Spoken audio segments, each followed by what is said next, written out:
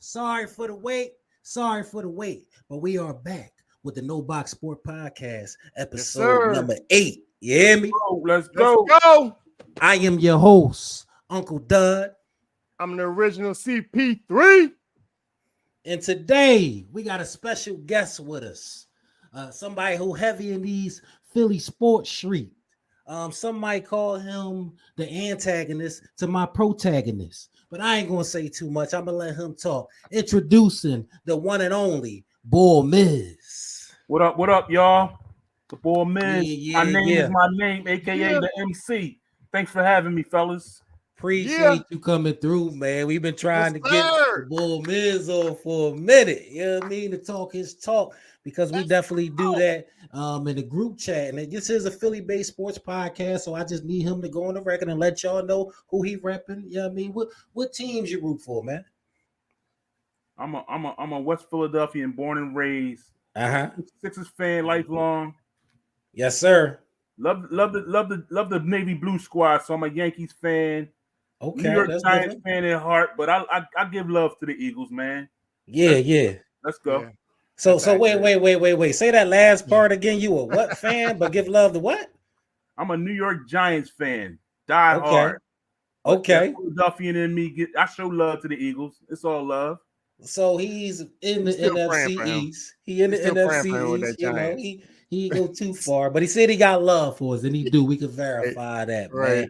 But we appreciate you for coming on with us. Let's have a great show, man. But we got to get right into some Sixers. I already know. In case y'all didn't know, today is February 8th, and it's the trade deadline, and the trade deadline has passed. So we know exactly what went down, and our Philadelphia 76ers was active, man.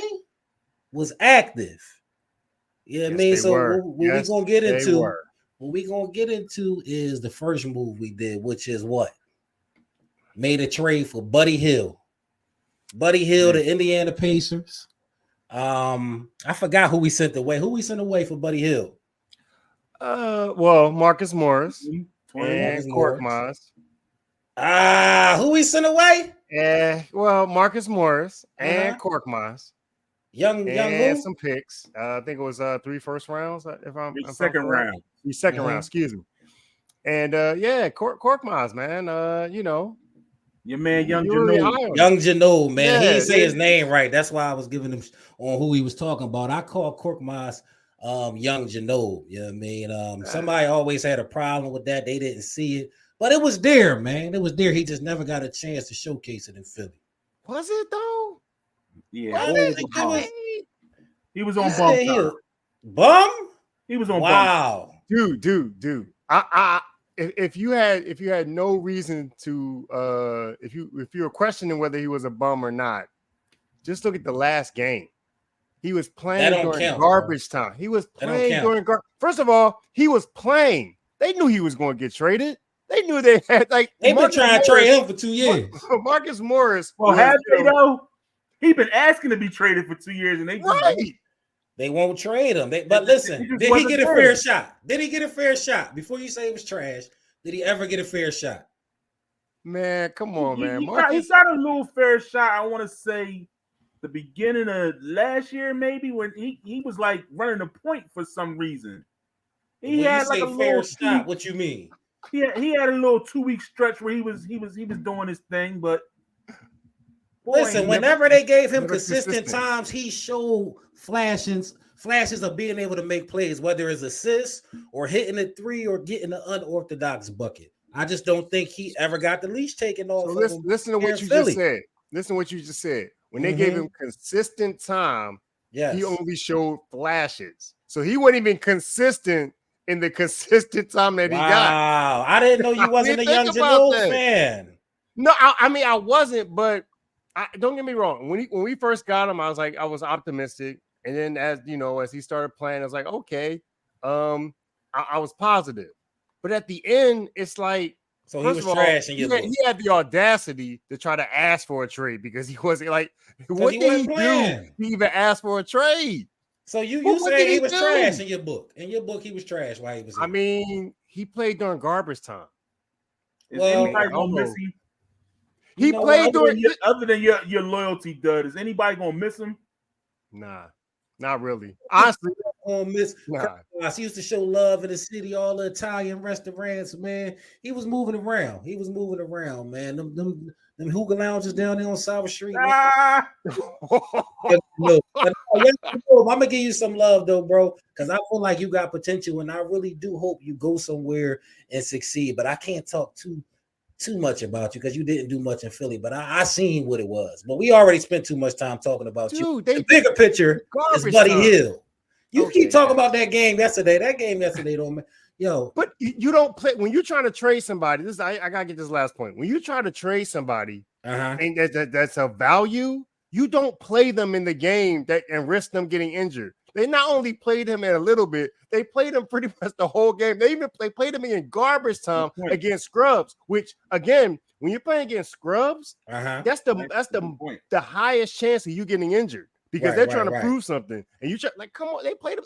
Marcus Morris. He ain't play against some scrubs. He ain't play at all. They said, nah, we going to he was the but listen, he didn't know he was gonna be traded, bro. They asked for Korkmaz. They just was trying to trade Marcus, and Indiana was like, yo, give me young Noel. We gonna third him into something. That's the story we gonna go with. But I'm gonna tell you this: Ginobili is not done. Put it on record. At some point in the next 2 years, he gonna be averaging double digits. I ain't gonna say how much, but I'm gonna say double digits. One last point. I'm not going to front. I got a bone to pick with him from the jump because not only did you call him and compare him to Manu Ginobili, which is sacrilegious, but he's saying that. If I'm not mistaken, we picked him right before or a couple of picks before in the 20s before Siakam. We could have had Siakam if I'm not mistaken, and we wasted that pick on Furkan. So now we saying we wasted picks. We could have had Siakam through the trade. We ain't want Siakam. I just had from the gate. I had a problem with Boah. He did have a problem with him from the gate. He was on record when I said young Ginobili. He didn't like it whatsoever. I said, watch, let it develop right. But to me, it was clear they didn't make him a priority in the development. The only way he was going to succeed is if he came in and he just overtook the dynamics. And he wasn't that type of player in the beginning. And I don't think Manu was either. But Pop Mike just ruined it for you by saying that he got traded 2 picks before Siakam. What you mean 2 tricks that's before it. Siakam? He said he got traded. He got picked. He got drafted. So we could do that about all of us. We could do that about all of us. We drafted. We traded back and drafted folks. We traded forward and drafted folks when we could have just took Tatum where we was. And we just wanted you to admit that we could do that. It's not over yet. He was a bust, man. Just say it's not over. Just like you got him to say that he likes the Eagles. We need you to say it right now. He was a bust. That won't be being said about me. But we spent too much time talking about Korkmaz because ain't nobody else in the city talking about him for this long. It's just true. Right. What we really need to talk about is the Buddy Hield trade. The Buddy Hield is coming in. He adds a dynamic shooting to the wing. Potentially a piece we can keep for under max money and add to the rotation. A good 3-point shooter. He used to be the ball. Did he go to Oklahoma? Oklahoma, right? He was Boah at Oklahoma, wasn't he? I want to say first team All-American, definitely. Yeah, 24, the Kobe number. So he used to put in work, and I think he got drafted by Sacramento. He did some things over there, but not enough for them to keep him. They moved him to Indiana, and now here he is in Philadelphia. What y'all think about the Buddy Hield move? So is he like? Are we now like the big 4, or are we like the big 3.5, or are we just the big 2? And does Buddy Hield and Tobias Harris make up one player? So we are technically the big 3, but we got 4 people. Is that what is going on? I don't know. Like I feel like it's a good pick. Right now we're the big 2. I feel like it's a good trade, but I don't think because of everything that's been happening, with the Embiid injury, with the other guys that we have, like having Tobias and having Maxey, I don't know if it really, needle. Yeah, I don't know if it does, man. I mean, you talking for this season? For this season. Okay. How long do we have him? Yeah, I feel like this is just a trial run, basically. To see if he fit with the squad. We're not going to really know without the big fella being out there. at all. But if he mesh and he bring me at this point, I believe we're the last in the league in 3-point shooting. So he brings in a dynamic that we had to have. He will space the floor when the big fella come back, and if he can show that he still got his wetter pause, then we will look to extend him next year in the future to add to the Maxey and Embiid mix. Is he the best shooter? Is he the best shooter on the team right now today? Is he the best shooter? Nah, he ain't better than Maxey. You said Maxey a better shooter than Hield from Maxey a better shooter right now. Oh man, Maxey, dang you. So is that saying Maxey something do shoot about a high clip? Maxey do shoot a. You look at his percentages is down there. I added them already. He's Sixer now. He averaging 12 points, 3.2 rebounds, 2.7 assists. He's shooting 38% from three. Maxey definitely shooting higher than 38%. I mean, he is in a 3-point contest, so yeah. I was about to say he in a 3-point contest. We recognize what he do. You're right. Maxey, shout out to Maxey. Salute to Maxey because my man been telling me Maxey was on his way. Maxey was on his way. This year he stepped. So go what? ahead. So go what? ahead. No, not so as in what you're saying. I was going to interject. I apologize. But so is Buddy Hield like the replacement for Tobias Harris? Is that pretty much what we're dealing with? Like we complained about Tobias Harris for like how many years when he was playing for us, right? We're about to let him go probably at the end of this year. We obviously didn't trade for him, so we're gonna let him go. Right. Is Buddy Hield pretty much take his place as the third quote unquote scorer, but not really necessarily fully helping us? No. Mike is he already an upgrade said, over Tobias? Mike said already it's basically a situationship with Hield. If it go right during these next couple months, then we can carry it on. If not, no harm, no foul. Go ahead and we'll open up that money to somebody else. But let's say it does go right and we decide to get him.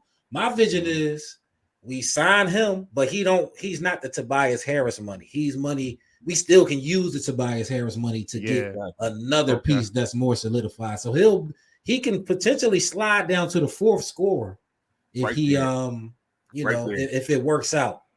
And I think he can't do nothing but help the way we play. He's a spot-up shooter, basically, but he can do more than a spot-up shooter. He's not strictly a spot-up shooter. He can put the ball on the floor some because that's what he used to do in college. He didn't really have to do it that much in the NBA, but he has the ability to.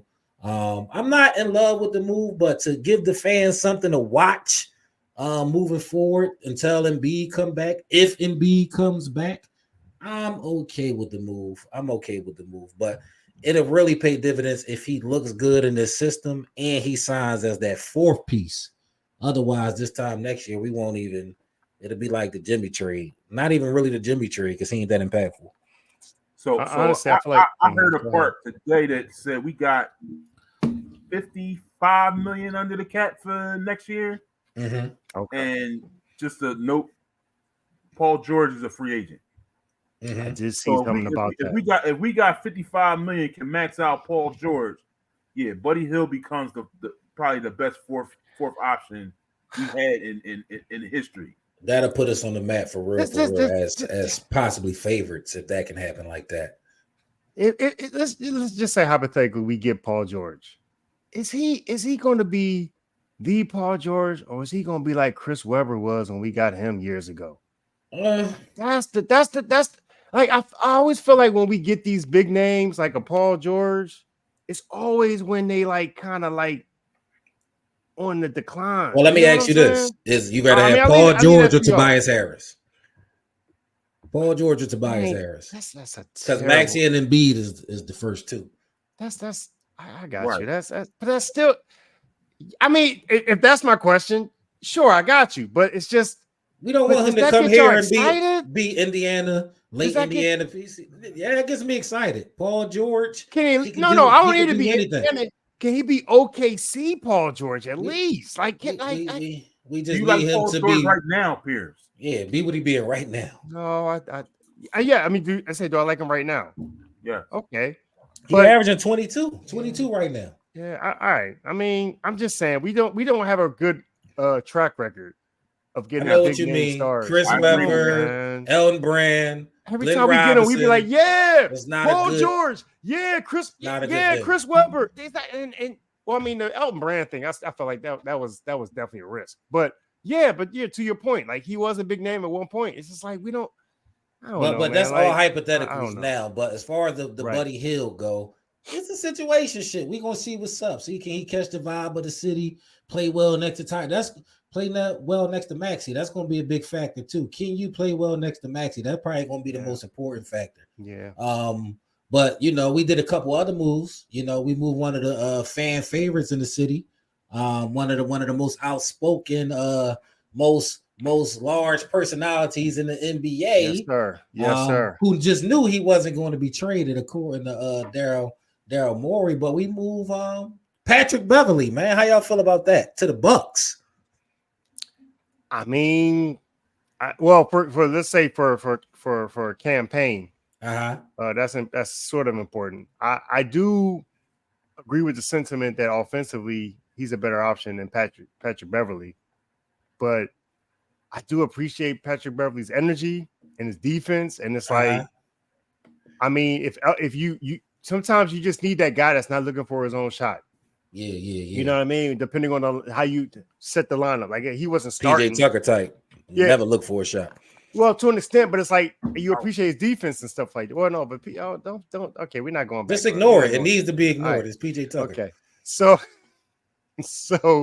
it's like, but campaign that it's an offensive league, and campaign is a better offensive weapon than Patrick. I mean, Patrick Beverley, they're not even fully guarding him at a certain range because they. I don't think it was that bad.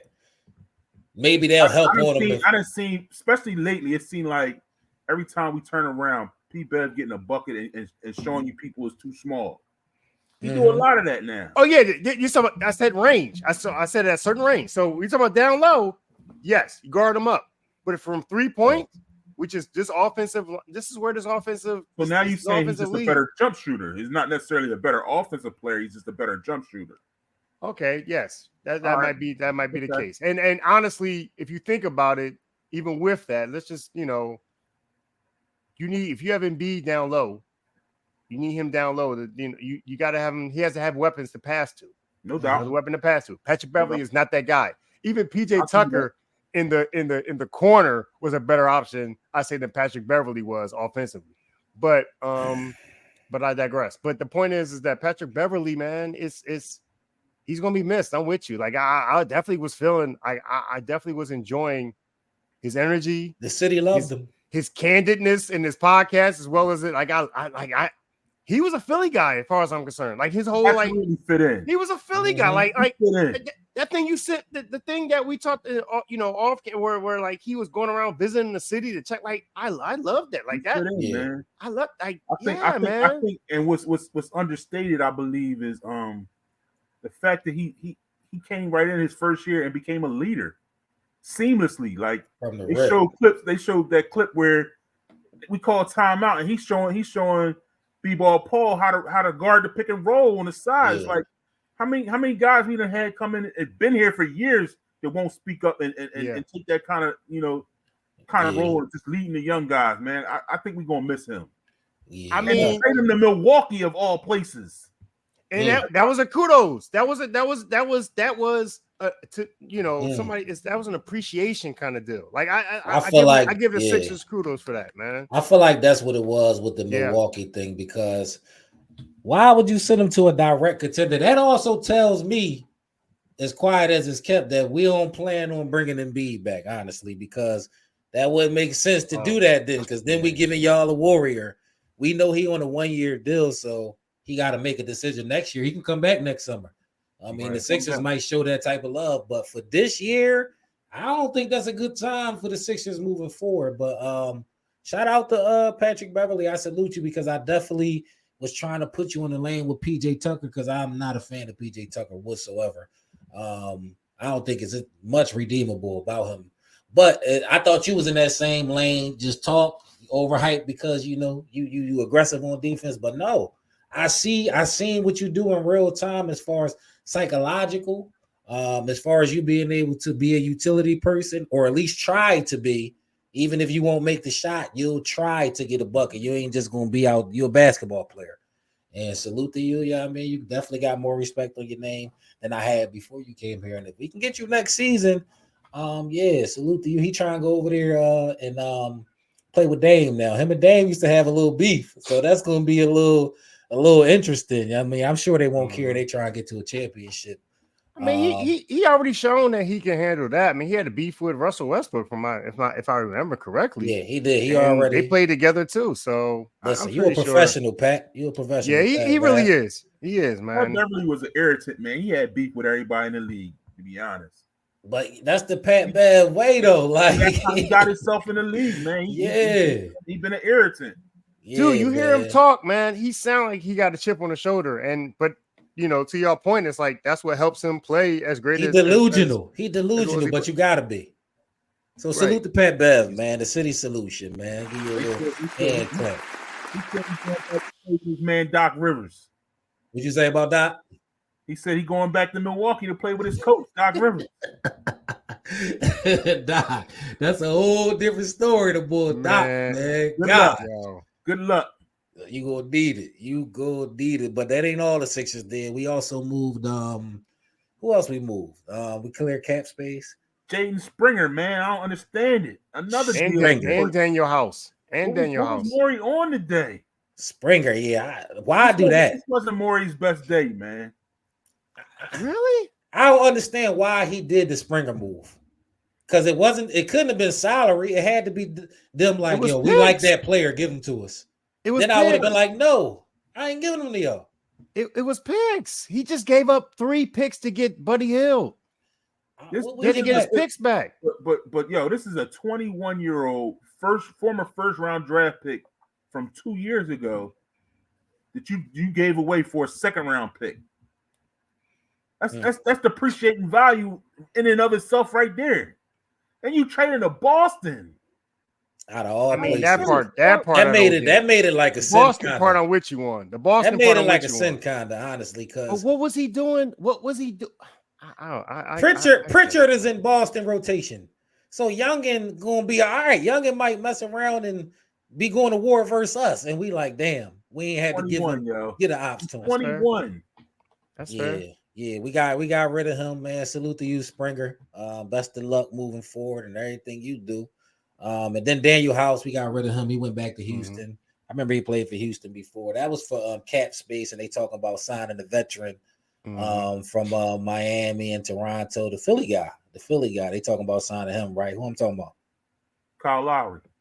That guy right there. So he might come home, and I guess you bring one Philly guy in because you just shipped one out after you gave him the keys to the crib. You know? Yeah, how about that? That part was what's going on there. That was a young parting gift right there. It might have been a back end deal, man. But Morris, I heard they about to buy you out, so you might spend a block. You know, he got traded twice, I think. In this, I think got traded from the Pacers to the Spurs, right? Yeah. And they talking about buying him out because Wemby over there. You mean so? Yeah, I mean that's and we can use you back because since the last time we talked, we had our superstar go down, man. Mm-hmm. We had the bull Joel Embiid go down, man. He went he at first, what did he do? He sprained his knee versus a couple games before we played the Nuggets for the second time. I think it was the game before. And they got this whole thing in place to where you got to play a certain amount of games. Now you had to play 65 games in order to be in the race to win MVP and be all NBA. Embiid had already missed up to 10 games, and he was like in that danger spot. So he did tweak his knee a couple of days before he tried to come back too early versus Golden State. And then when he came back versus Golden State, he injured himself. And now we dealing with the reigning MVP.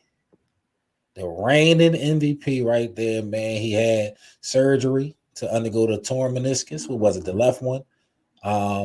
So we're going to be without the big fella, man. The Sixers is without a big man right now. Yeah. Last time we talked, we was talking about possibly going to the, Eastern Conference Finals with the way we was playing and the way Embiid was looking. So our big guy, man, he out of there, man. He's out of there. So what we going to do now is the question.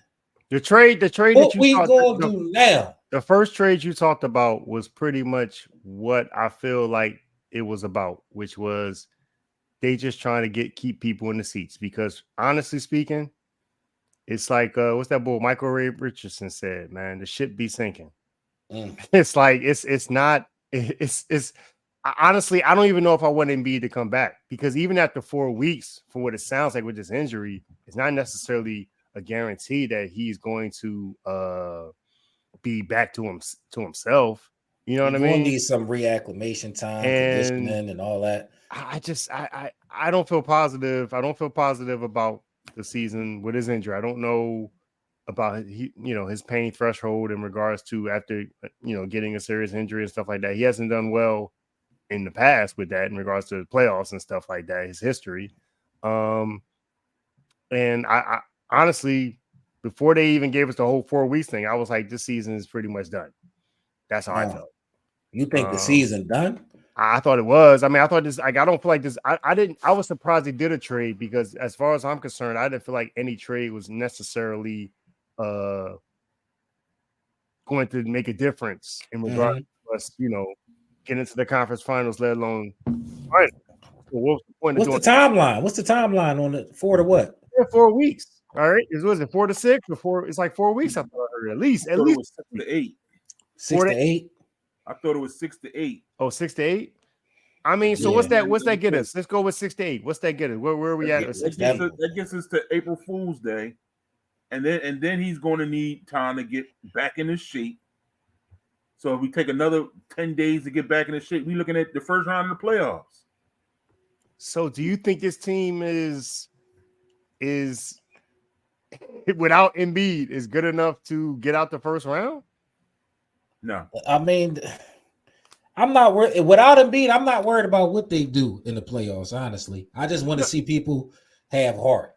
But if you asking me if Embiid come back, is the season still over? Like, that's basically what I'm asking. If Embiid comes back, would you even want Embiid to come back? Honestly, I don't know if I do. I honestly feel like I don't know because like what percentage of Embiid are we getting when he comes back? I mean, Mike just said he's 6 to 8 weeks. Then he's gotta reacclimate and get back to I guess probably in game shape. Because for what I understand, shut him down. With this injury, it's not no moving around. Like he needs to be. You're gonna have to build everything back up. Like you know what I mean? So he's gonna be out of game shape and stuff like that. Like, to be fair, meniscuses, people do come back in season from meniscus injuries all the time in football and basketball, to be fair. Just to put that out there, it's not like a ACL or anything like that. I don't know if this was the second time he did that to that meniscus or not. But you basically saying the season over, Pierce. I feel like, yes, I do. That's why I was surprised they did the trade. I'm saying something similar. I feel like we at this point, we one in our last out of the last 8 games, we 1-7. It's falling apart, dog. We're going to be lucky to not have to play in the play-in game. Yeah. So if we hit the 7th seed, 5th seed right now, go ahead and shut him down, man. It's not worth it. Shut him down for the year. Shut him down. At this point, to me, at this point, you bring him back, and like Pierce said, what are you going to get? Are you going to get 100% of him? Probably not. I don't think it's possible this year. No. I don't probably not. So if we don't have a completely dominant Embiid going into the playoffs, are we going to really beat the Celtics, who we've had trouble with for the last however long? It's not looking that way. Man, if only we could have held on to Korkmaz. I know, bro. That would fix everything, dog. 20-point score off the bench. Add that to Max. Listen, he could have came back at 70%. Korkmaz got the leash taken off. But no, man, that's real, man. That's real. A lot of people in the city don't want to hear that right now, though. This trade was what they're going to say is 6 to 8. 6 to 8 weeks. We'll see. That's what my group chats is talking about. 6 to 8. We'll see when it be, what they say. In my mind, shut him down. It ain't worth the risk. Yo, honestly, this Moore doing what he did. People said that he didn't like he did what he had to do because I bet the boss was like, yo, we need to do something to make the fans still be interested. Like, I need you to make some kind of splash trade to make the fans. Like, that's how let me trade for Hield. The more you think about it, that's how this trade really reads at. It doesn't read as something where they really were thinking Embiid's coming back and we still have a chance. They were just like, we need to do something to get people still interested in this season to pay money, because they don't want to have people. They don't want to have empty seats. They don't. Yeah, it ain't gonna be empty seats because it's Philly. But they kept. But what you saying is right. It's the Sixers and the Eagles. Them seats gonna fill up. But what you saying is right though, because this is Philly, and we didn't get rid of Tobias. We didn't really, commit too far. It's just one of them easy moves to where we did something.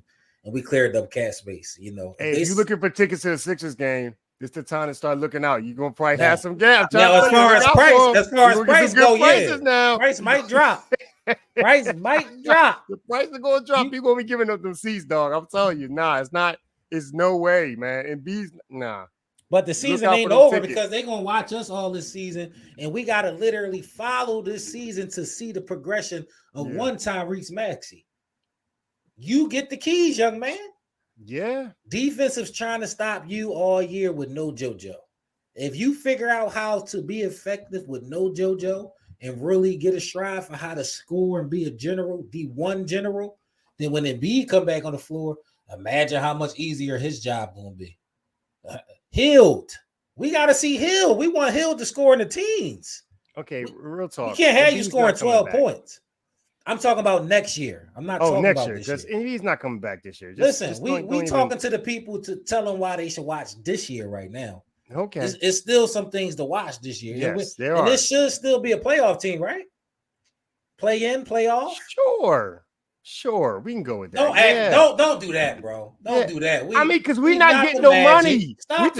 You talking like a Sixers, like you part of the Sixers organization, like you getting some money. We're not doing anything this year. Like this is like as far as the championship. Is that what you're saying? We're not. We was hoping to get to the conference finals before this. Now you talking about we ain't doing nothing. We've been complaining about getting out the second round. We may not even get out the first round. The way this team, seriously. Mm-hmm. So you saying as a Sixers fan, you done until we got the potential to get past. Look for cheap tickets right now, fam. let's put it in this proper context. So, like you said, right now we the 5th seed. If for some miraculous way we stay in the 5th seed, right now the 4th seed is the Knicks. And what the Knicks do today? Are we beating the Knicks in the first round of the playoffs? Probably not. See, I ain't talking about what we gonna do as far as we gonna make a run. No, I'm talking about key things to watch hitting into next season that matter this season. This season right now, the Maxey, what you're saying to hold on to make Maxey and Hield. Maxey and Hield. Tobias right now, dude, for your next contract. I'm not counting Tobias. Why don't you ball out? Why don't you ball out for this next contract? Because this is your opportunity. Like, you are going to be the second or third scorer right now with Embiid out. You need to play for your contract. And maybe if he plays for his contract, maybe that benefits us. You know what I'm saying? For this season. Back to, minimum way. In regards to, right, in a minimum way, but in regards to making the season interesting. If he balls out, like if he balls, if he plays more aggressive and steps up, it helps him with his contract as well as it makes the games more interesting. But man, what we look like the last week. It's been the Maxey show for the last week without JoJo. Mm-hmm. He done sat out like 2 or 3 games if I'm not mistaken. Yeah. And last night he played, but he wasn't his full self. Wait, did he play in that Mavericks game? The only really added dynamic we gonna have. I think he played in that Mavericks game, right? Sorry, cut you off, but he played in that Mavericks game, right? That's a good question. I think he played in the Mavericks game. No, you sure? I don't think he played the Mavericks. So just Tobias. I feel like they didn't have Embiid, but they had. I thought Maxey played in the Mavericks. My point is that they played both good teams, the Mavericks and the Warriors. They played them good in the first half, and if for whatever reason, when the second half goes, they say, you know what? Let's stop playing with these Bulls, and they start hitting their shots, And we don't got that dynamic that can trump everything no more. We don't got it. And that's a reality. I'm just telling you, give the people a reason to watch the Sixers. And if you can't do that, that's fine. Can you give the people a reason, man? Maxey, I'm gonna say this. As many years as I've been watching the Sixers, I never really turned the game off. I turned the game off last night in the fourth quarter. And that was with Maxey on the floor. So it's looking bleak. But I'm a Sixers fan. I'm gonna be there game in and game out. So they don't got nothing for you. That man is a bigger Sixer fan than I am. I give him because I have a hard time watching my team getting smashed by another team. Pause. But it's tough to watch. Well, listen, I'm gonna give you the hope. They said 6 to 8 weeks for Embiid. We shall see. You never know. He could have a miraculous recovery, and the team could just continue to play well. And you never know. You could at least have some second round action this year. So I don't even gonna say tap all the way out. Follow him, see what goes on, see how Maxey develops, see how Hield looks. No, this is the Maxey year, like you said. This is the Maxey. If I had to bet, we definitely don't got a shot for the championship right now. But that's cool. It's development years, right? But shout out to the Sixers. I hope y'all continue to play hard. I hope y'all continue to put it on the line because that's what we require in Philly. And we're going to definitely spin the block. We're going to be following them all season, whether they get out the first round or not. We're going to be following them all season right here, locked in with y'all, man. So that's enough of the Sixers. We're going to go ahead and get into our Philadelphia Eagles. And we are not in season. It is still the NFL season. They still playing football, and we not, unfortunately. I think the Giants been stopped playing football. We got Mizz on the show with us today. But we all at home. I can't even talk smack. I can't. We can't do it too much. We can't do it too because it ain't really add up to nothing at the end of the day. Right. But we do got some news. We do got some news. We got the Boah offensive coordinator, Kellen Moore, was hired. You know what I mean? Last time we spoke to y'all, we had Vic Fangio that was added. And now we got the boy Kellen Moore, who was just hired, who was the offensive coordinator over there with the Los Angeles Chargers. That name might sound familiar also because he also was a coach with the Cowboys, I think 3 years ago. Took them to the playoffs. So what y'all think about that hiring as far as the offense go? Brian Johnson with the Commanders, by the way. I think go ahead. That acquisition for me pretty much signified that Nick Sirianni is on the clock. Why? Kellen Moore was on Mike McCarthy's heels in Dallas, and that's why he got him up out of there.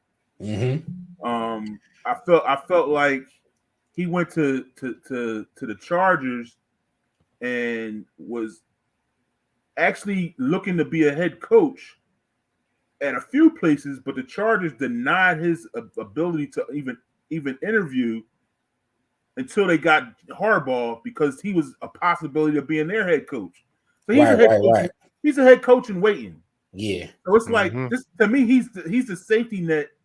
If the Eagles have a downfall like he did this year, I feel like Sirianni might not make it out of November, December, and the seat warmer. Like they do in church. Preach. Yes. You're right. Warmer's still on, Sirianni. You're right, man. You're right. Like I that's exactly what I thought. I thought like they already got their replacement in the wing now with Kellen Moore. Head coach Kellen Moore? Huh? Head coach Kellen Moore, y'all saying? He was already like Mike said, like even when he left the Cowboys, like that was part of the there was a rumor going on when Mike McCarthy was sort of is he on a hot seat or not? Like, is Kellen Moore going to replace him? Yeah, man. Yeah. All right. So we hired Kellen Moore. How do y'all remember Kellen Moore? Because one moment pop in my mind when I think of Kellen Moore when it comes to football. Can any of y'all guess what I'm about to say? No, I'm lost. It'd be wrong if this wasn't even him as a player. Did he play for Boise State?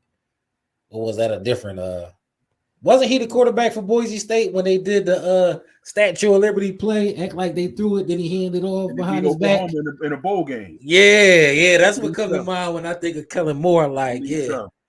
But as far as him being the head coach, I'm like, okay, I don't know much about his philosophy, but good coaches tend to be people who played the position, know the ins and outs, but wasn't necessarily the superstar. You know what I mean? They had to really get into the books and love the game, and he fits that mold kind of. So, I can't judge his philosophy. Y'all know anything about the way he played, the way he call the games? This would be my my viewpoint. McCarthy said he had to get rid of. This was his reasoning. He got rid of him from Dallas because he wouldn't run the ball. Dallas had an explosive. They won 12 games year in and year out. They had an explosive passing game, but they didn't run the ball enough. Philly fans, to me, want the Eagles to use that offensive line to run the ball. Yeah, is he going to come in here and change up his pattern to run the football is my question.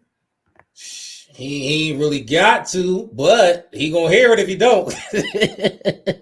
I mean, he gonna hear it because we've been yelling that for years. That is a good point. And honestly, is he a coach that? I mean, in regards to him being, I don't think he could be a head coach because then at that point the question would be, is it him or Jalen? Because would Jalen even fit his system to be the passing league? Because unfortunately, Jalen had a good year last year. This year, not so much. And there's still questions as to how good of a passing quarterback he is. Yeah. We can run on short yardage and he can, sort of run, but it's like he still hasn't proven. And that Pro Bowl video not necessarily helping his case in regards to short passes. the move in the bags. The skills does not help his case. But it's like it's a passing league. So why do I care that he doesn't run the ball? Like, it's a passing league. Andy Reid. No, my thing is Andy Reid still doesn't really pass the ball. And how's the Chiefs doing? He still does. He uses screens for his running game. And how's the Chiefs doing? So does San Francisco run the ball in Pierce? They also got Patrick Mahomes. They got CMC though. Come on, dude. And the Chiefs got Patrick Mahomes, nigga. The best quarterback in the league. So my point is that I don't know how big a deal. I mean, I don't know how big a deal Mike McCarthy's whole claim that he had to get rid of him because he ain't run the ball. That's what I'm saying. I don't know how big it because it's like it's a passing league. Like, stop playing. The problem was you probably was threatened, and you ain't want to deal with him for another year of him threatening your job. So you had to get rid of him somehow. That's really what that kind of like I hear what you're saying, but we know how we can read between the lines and hear about the BS. Just like when I was talking about the Sixers in regards to certain people played in the game, certain people were waiting to be traded. So we know who's more valued than who. Well, I'm not disappointed from the hire. That's what I'll say. I'm not disappointed. Yeah, I like it, man. I'm looking to see what he does. You can't get much worse than Crying Johnson, who is now an integral part of the Commanders' offense. I ain't getting into that, but I want to Eric Bieniemy, but I'm fine with this. I want to Eric Bieniemy, but I'm fine with this. That's because he's black. Say it.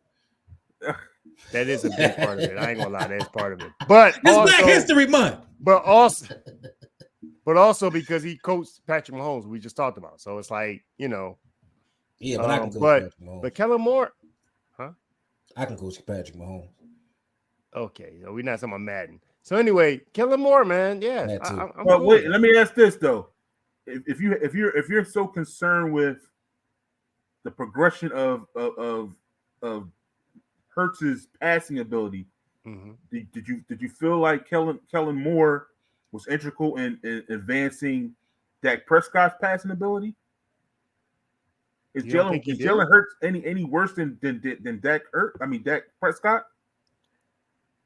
It's a beta. Honestly, yes or no? Ain't no fences because he on the show. He don't like fence answers. Remember? No, I got you, man. I feel like Dak Prescott is possibly a better passer. Than Hurts. He became a better passer. Is what he asking. Did he become a better passer under Kellen Moore? Nah, that probably mean not. from starting probably from 3, not. he definitely probably did, not. bro. You think so?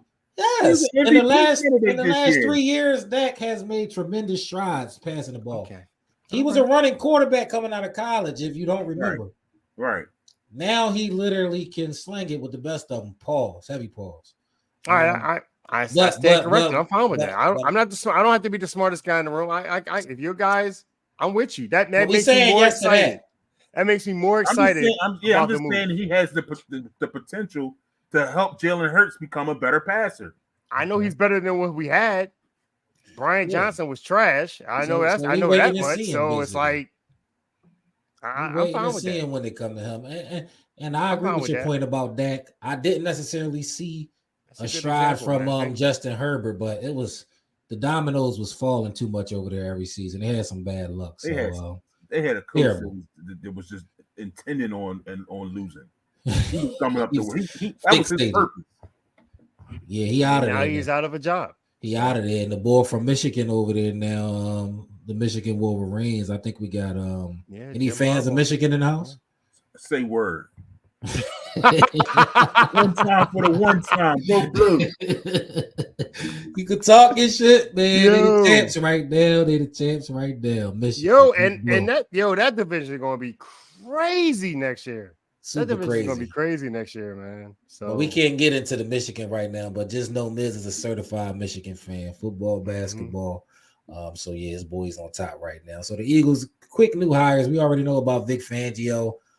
They hired Bobby King as the linebacker coach, and they hired the boy Christian Parker as the D-back coach, and the boy Cliff Hurt as the D-line coach. Those are who they added under Fangio since the last time we talked. Any thoughts on these moves?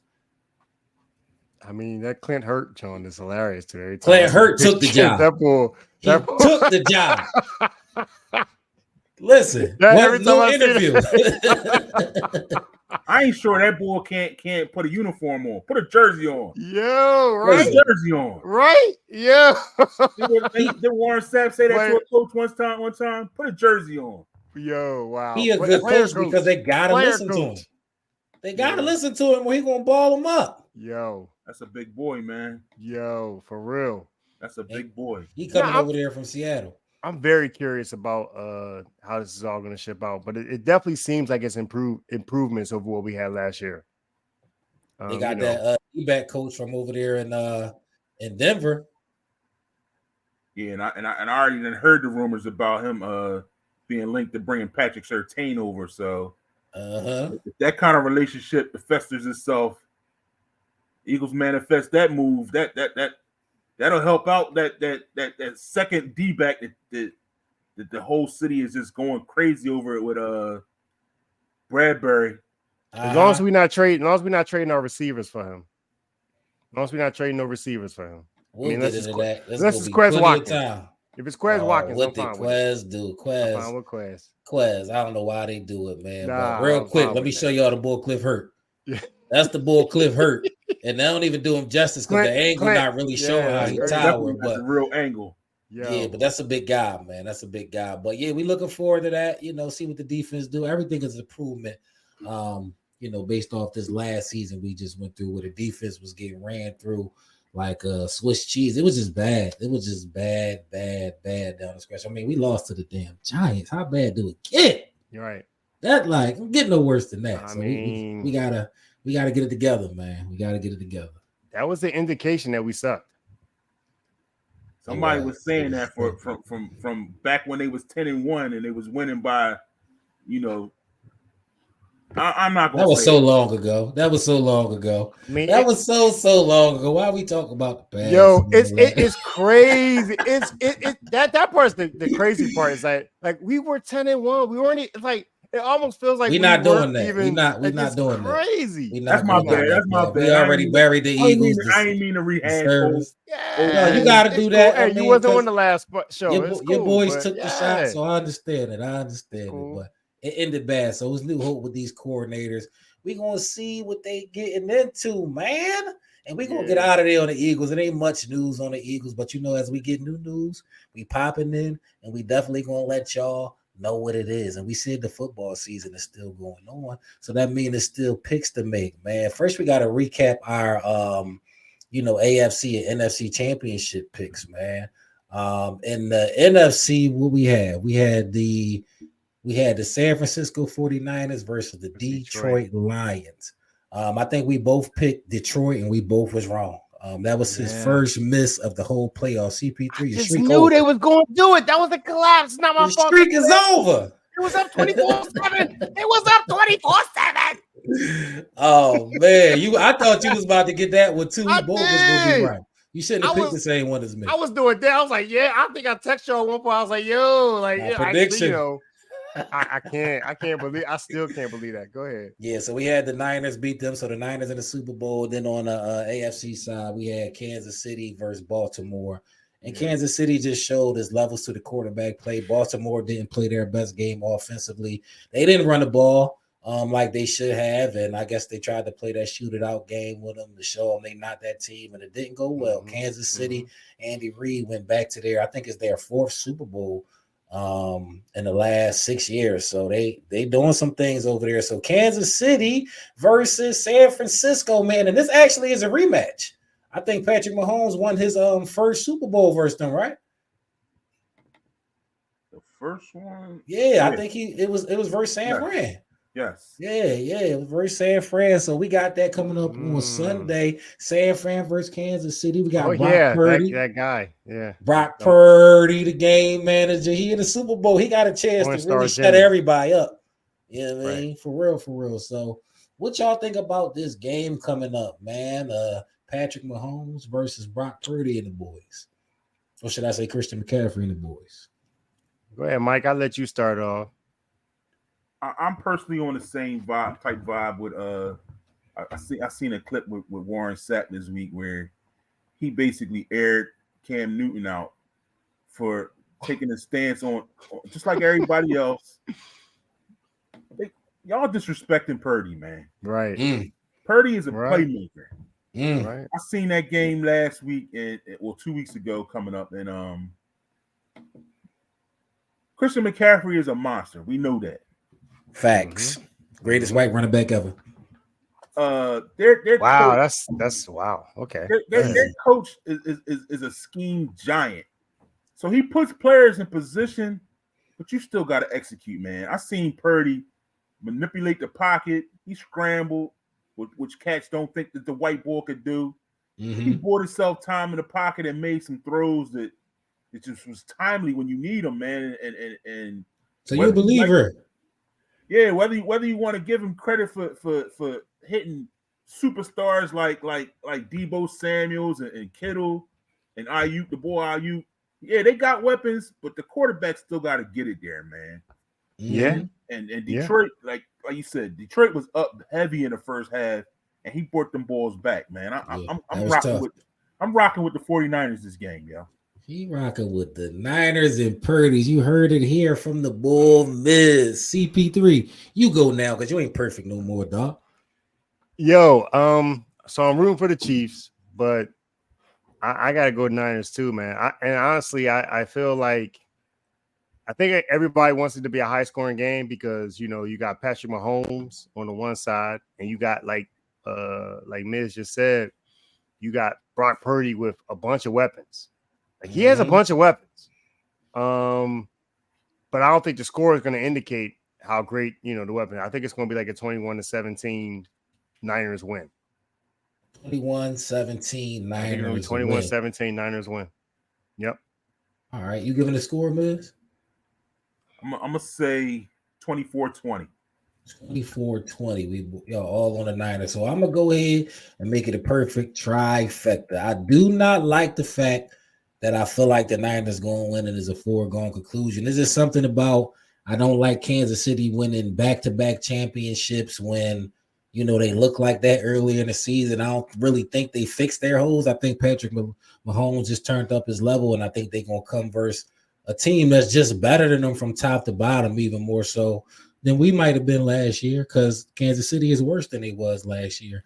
And I think, the Niners are going to do their thing. I think the script writers set it up for the Niners this year, man. They went through their trials and tribulations and the battling to get there, and they ain't really played their best game yet in the playoffs. So I think it's going to come together for them Sunday. I hope it's a game that's back and forth and down to the wire. I'm rooting for the Chiefs and Andy Reid, but I think the Niners win too. I think the score will be 34-31, around that vein, somewhere around there, 34-31. I don't think it'll be a low scoring game with two good defenses like you would think.